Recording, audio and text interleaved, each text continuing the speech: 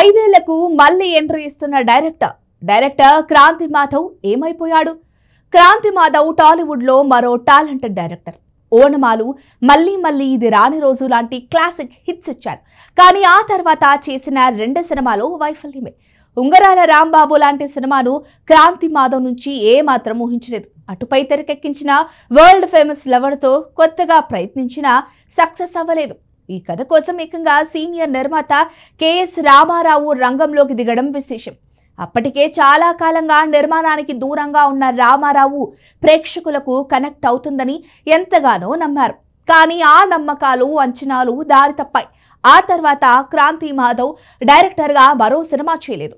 టాలీవుడ్ లో కూడా ఎక్కడా కనిపించలేదు. దీంతో క్రాంతి మాధవ్ ఏమైపోయాడు అన్న చర్చ పరిశ్రమలో చాలా కాలంగా నడిచింది. కానీ కాలం అన్నింటినీ మర్చిపోయేలా చేస్తుందన్నట్లు క్రాంతి మాధవ్ కూడా రిటైర్మెంట్ తీసుకున్నట్లే అన్న చర్చకు అంతే వేగంగా వచ్చింది. అయితే అనూహ్యంగా మళ్ళీ క్రాంతి మాధవ్ కొత్త సినిమాతో సర్ప్రైజ్ చేశాడు. చైతన్యరావు హీరోగా ఓ చిత్రాన్ని దసరా సందర్భంగా లాంచ్ చేశాడు. ఇది కూడా తన mark love story, new age love story. అందమైన లొకేషన్లలో భారీ స్థాయిలో తీస్తున్నట్లు తెలిపారు. అయితే క్రాంతి మాధవ్ మళ్ళీ ఇలా కంబ్యాక్ అవుతాడని ఎవరూ ఊహించలేదు. ఇండస్ట్రీలో వచ్చిన మార్పులకు సక్సెస్ అయిన దర్శకులకే హీరోలు దొరకడం లేదు. హీరోలంతా బిజీగా ఉండటంతో భారీ హిట్ ఇచ్చిన డైరెక్టర్లే క్యూలో ఉంటున్నారు. వాళ్ళ టోకెన్ నెంబర్ ఎప్పుడొస్తే అప్పుడు సినిమా చేసుకోవాల్సి వస్తుంది. ఇలా ఫ్లాపుల్లో ఉన్న డైరెక్టర్ల వైపు అయితే హీరోలు చూసే పరిస్థితే లేదు. మీడియం రేంజ్ హీరో కూడా పాన్ ఇండియా కథలంటూ ఇండియన్ మార్కెట్ పైనే కన్నేస్తున్నాడు.